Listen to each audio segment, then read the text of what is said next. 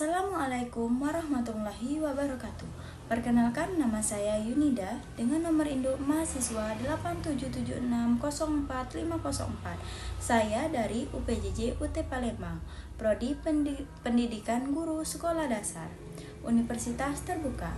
Pada kali ini, saya akan melakukan praktikum mata kuliah praktikum IPA DST dengan tema gaya listrik statis.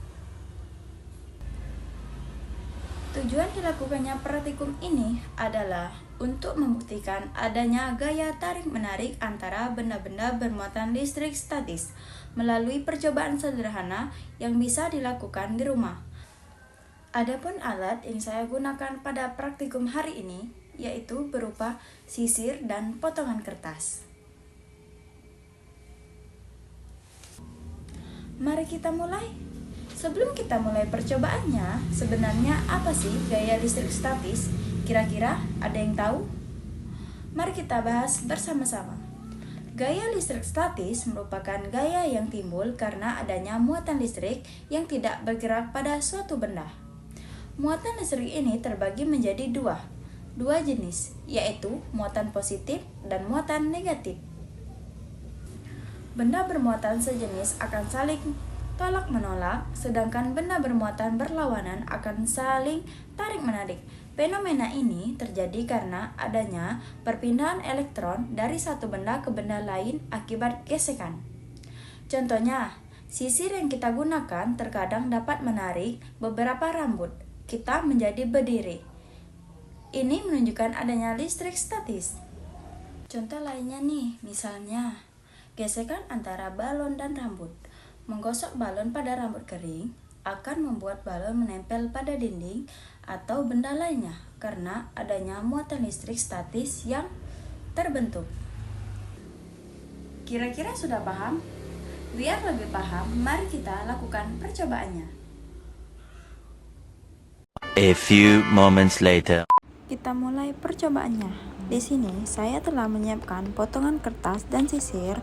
Kita letakkan dulu potongan kertas. Kemudian saya akan menggosokkan sisir ke rambut kering selama beberapa detik untuk menimbulkan muatan listrik. Di sini saya menggunakan rambut saya sendiri. Nah, dapat dilihat. Kalian dapat melihat tadi kertasnya tertarik. Hal ini disebabkan sisir bermuatan listrik setelah digosok dan dapat menarik benda netral sekitar, contohnya kertas ini. Saya juga mencoba percobaan ketika rambut dalam keadaan agak lembab yang sudah saya basahi.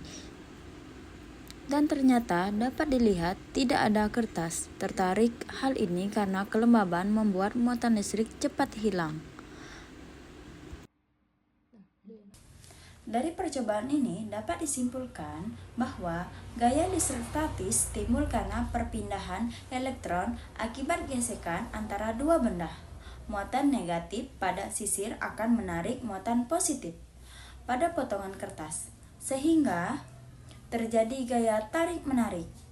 Namun, jika rambut basah atau lembab, gaya listrik tidak akan timbul karena air adalah konduktor yang baik.